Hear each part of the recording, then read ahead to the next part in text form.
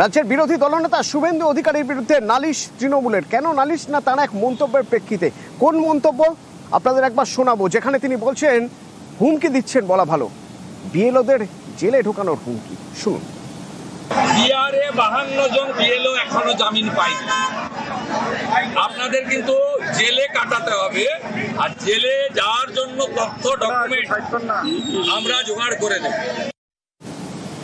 শুভেন্দু অধিকারীর এই হুমকি, তৃণমূল কি পদক্ষেপ করছে, নালিশ জানাচ্ছে কোথায়, আইনি পদ্ধতিতে কিভাবে, কোন আইনি পদ্ধতিতে এগোচ্ছে? সোমরাজ হচ্ছে সরাসরি আমার সঙ্গে বলতে পারবে। সোমরাজ,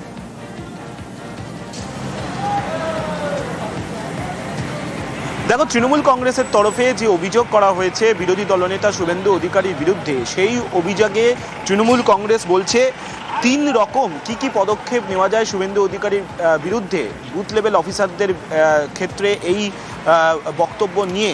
তা ক্ষেত্রে তৃণমূল কংগ্রেস মনে করছে 3 দফা পদক্ষেপ নেওয়া যায়। প্রথমত, শুভেন্দু অধিকারীর বিরুদ্ধে এফআইআর করতে পারে রাজ্যের মুখ্য নির্বাচনী আধিকারিকের দপ্তর। দ্বিতীয়ত, একটি নির্দিষ্ট নির্দেশিকা বুথ লেভেল অফিসারদের নিয়ে দেওয়া যায়। আর তৃতীয়ত, তৃণমূল কংগ্রেস বলছে যে অবিলম্বে রাজ্যের মুখ্য নির্বাচনী আধিকারিকের দপ্তরকে বুথ লেভেল অফিসারদের নিরাপত্তার ব্যাপারে আরও জোরদার করতে হবে। তৃণমূল কংগ্রেস এই 3 দফা পদক্ষেপের কথা বলেছে শুভেন্দু অধিকারীর বিরুদ্ধে অভিযোগ নিয়ে। যেটা কমিশন সূত্রে জানা যাচ্ছে, তৃণমূল কংগ্রেসের যে অভিযোগ বিরোধী দলনেতা শুভেন্দু অধিকারীর মন্তব্য নিয়ে, তা নিয়ে ইতিমধ্যেই পূর্ব মেদিনীপুর জেলার জেলাশাসক তথা ডিস্ট্রিক্ট ইলেকশন অফিসারের থেকে রিপোর্ট চেয়েছে রাজ্যের মুখ্য নির্বাচনী আধিকারিক মনোজ কুমার আগরওয়াল, এবং ইতিমধ্যেই পূর্ব মেদিনীপুর জেলা প্রশাসনকে সেই নির্দেশ দেওয়া হয়েছে।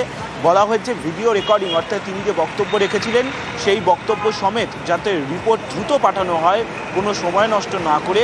এক্ষেত্রে রাজ্যের সিও দপ্তরে সেই রিপোর্ট এলেই সেই রিপোর্ট জাতীয় নির্বাচন কমিশনকে পাঠিয়ে দেবে পরবর্তী পদক্ষেপের জন্য। কিন্তু বুথ লেভেল অফিসারদের নিয়ে যে বক্তব্য বিরোধী দলনেতা শুভেন্দু অধিকারী রেখেছেন, তা নিয়ে মোটেই খুশি নয় রাজ্যের সিও দপ্তর। তার কারণ, আজ থেকেই বিভিন্ন জেলায় জেলায়, এমনকি কলকাতাতেও বুথ লেভেল অফিসারদের প্রশিক্ষণ শুরু হয়ে গেছে।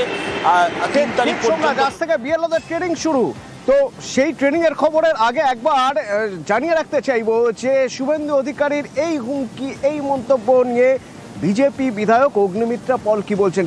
তিনি বলছেন যে আদৌ কোনো হুমকি দেননি, ভয় দেখাননি, সতর্ক করেছেন। আসলে বিএলওদের সতর্ক করেছেন শুভেন্দু অধিকারী, দাবি অগ্নিমিত্রা পলের। শুনুন।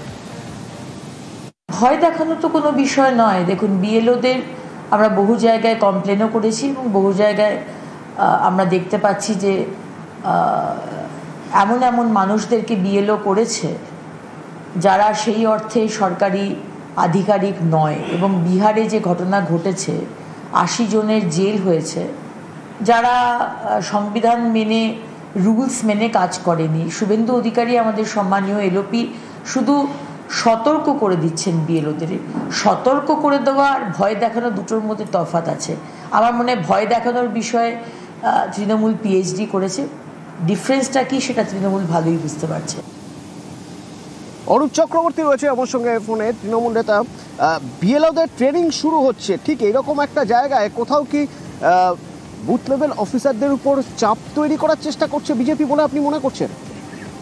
দেখুন, এটা তো আজ থেকে নয়, এটা তো যবে থেকে এসআইআর চালু করার কথা বলেছে তবে থেকেই সাধারণ ভোটারদের এবং বিএলওদের উপর চাপ সৃষ্টি করছে যাতে বৈধ ভোটারদের নাম বাদ দেওয়া যায়। এবং শুভেন্দু অধিকারীকে হুমকি দিয়েছেন অন ক্যামেরা, আপনারাই দেখিয়েছেন। আজকে ডিজিটাইজেশনের যুগে আজকে কোনো মিথ্যা কথা বলে আর পার পাওয়া যায় না, মানুষ আজকে ধরা পড়ে যায়। যার জন্য শুভেন্দু অধিকারীকে এখন ঢোক গিলতে হচ্ছে। কেন? উনি বিএলওদের হুমকি দিয়েছেন, পরিষ্কার কথা। উনি হুমকি দিয়ে কার্যকর করতে বলছেন যে যাতে দল বেছে বেছে যে নাম উনি টার্গেট দিয়েছেন 1,20,00,000, সেই 1,20,00,000 ভোটারের নাম বাদ দেওয়া হয়। যদি না এই কাজ করেন তাহলে বিএলওদের জেলে পুরবেন, বিহারের মতো নাকি জেলে পুরবেন। এটা হুমকি ছাড়া আর কিছুই নয়। এই মামলা হচ্ছে, কোর্টে যান না, এত ডায়লগ বাজিয়েছি আছে, কথায় কথায় কোর্ট দেখাচ্ছেন। এখন যেহেতু কোর্ট থেকে রক্ষা কবচ তুলে দিয়েছে, তার জন্য ভয়টা পেয়েছেন। তো হুমকি দিলে, দাদাগিরি করলে জেল দিতে হবে, যত বড় মাতব্বর নেতাই হোক না কেন। যারা বাঙালিকে হুমকি দেয়, বাংলা ভাষায় কথা বললে, তাদেরকে ভারতবর্ষের মানুষ, বাংলার মানুষ ঘাড় ধাক্কা দিয়ে 21 যেরকম বিদায় করেছে, 26 বিদায়।